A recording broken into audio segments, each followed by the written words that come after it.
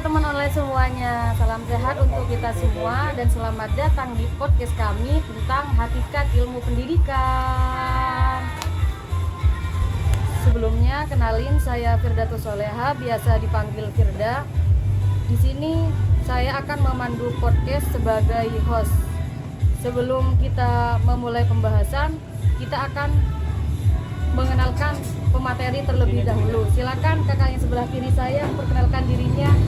Hai, perkenalkan nama aku Bitulsum. Kalian bisa panggil aku Upi. Aku di sini sebagai pemateri dalam podcast yang berjudul Hakikat Ilmu Pendidikan. Hai, perkenalkan nama aku Nazriel Syabani, biasa dipanggil Nazril. Di sini aku sebagai pemateri dalam Hakikat Ilmu Pendidikan.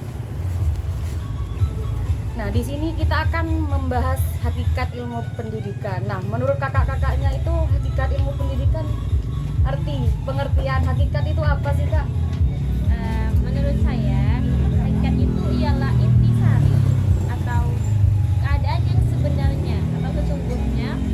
Atau kalian juga bisa menyebutnya dengan sebuah fakta seperti itu.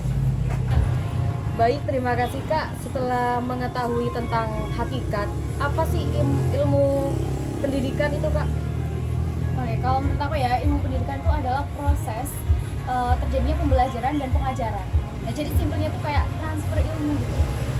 Itu kayak proses belajar yang bikin kita ngerti tentang banyak hal yang ada di dunia. Bagaimana tanggapan Kak Upi mengenai pendapat Kak Nazril yang tadi? Iya, menurut saya benar apa yang dikatakan oleh Kak Nazril, yaitu transfer tentang pembelajaran dan juga pengajaran. Jadi pendidikan bukan hanya di sekolah saja ya, seperti itu. Dan juga ilmu pendidikan itu upaya sadar untuk mengembangkan potensi kita agar kehidupan kita ke depannya lebih baik dan juga dapat berkontribusi dalam masyarakat, seperti itu.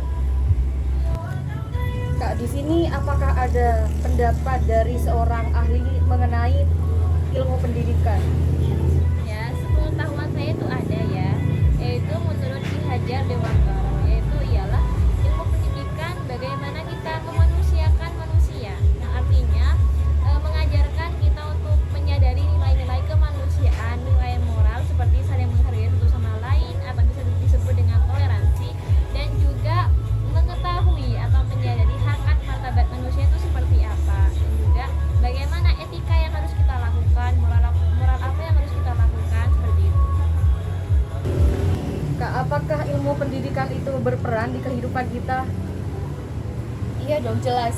Peran pendidikan itu sebenarnya banyak banget. Gak bisa kalau kita sebutkan secara rinci dan detail itu nggak bisa. Jadi aku mau nyebutin secara umum aja, yaitu peran pendidikan itu yang pertama sebagai pembentukan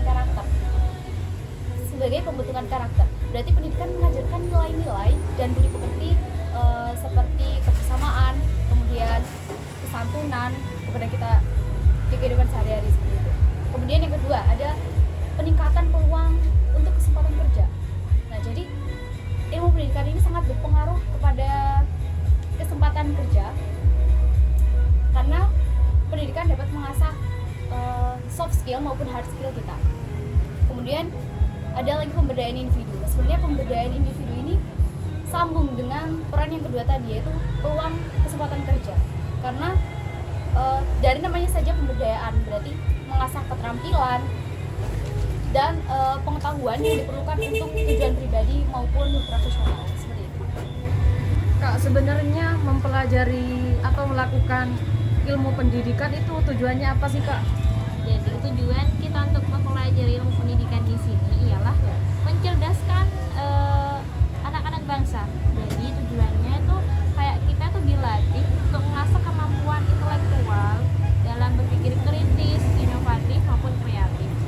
Yang kedua ialah untuk menanamkan karakter yang baik, yaitu menanamkan etika atau moral yang baik dalam melakukan suatu tindakan di kehidupan kita sehari-hari. Terus tujuan pendidikan yang lebih spesifik itu apa sih? Itu yang pertama dalam bidang intelektual, bagaimana cara kita berpikir kritis, berpikir dengan baik, cara menganalisis dengan baik, seperti itu. Yang kedua ialah dalam sosial, bagaimana cara kita untuk berinteraksi dengan baik pada saat kita berbicara dengan orang lain, bagaimana tanggapan kita apakah sopan atau tidak, seperti itu. Dan yang ketiga ialah tujuan emosional, bagaimana kita mengelola emosi kita, bagaimana kita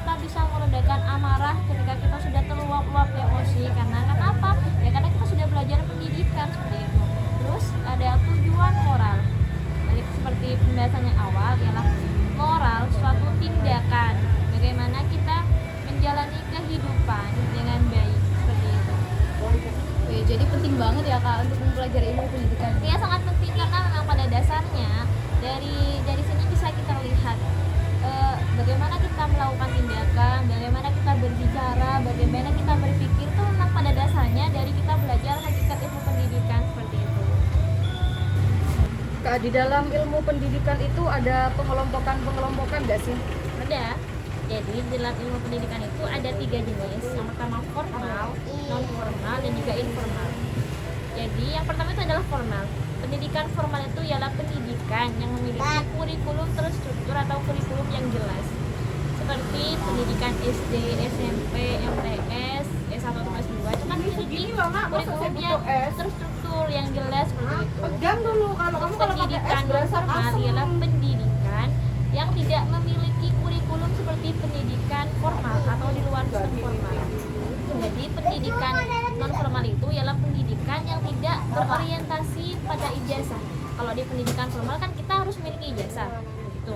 Nah kalau di dalam pendidikan non formal itu nggak apa-apa, nggak ada ijazah seperti kursus, seminar kayak gitu. Nah yang terakhir ialah pendidikan informal. Jadi pendidikan informal itu bisa dikatakan sebagai pendidikan sepanjang hayat atau pendidikan yang terjadi secara alami dalam kehidupan kita atau tanpa kita sadari. Seperti kita tahu masak, kita tuh tahu dari ibu cara memasak tanpa kita sadari. Kita tuh belajar memasak setiap hari. Dan karena itu disebut dengan pendidikan alami atau pendidikan sepanjang hayat seperti itu. Itulah 3 jenis pendidikan.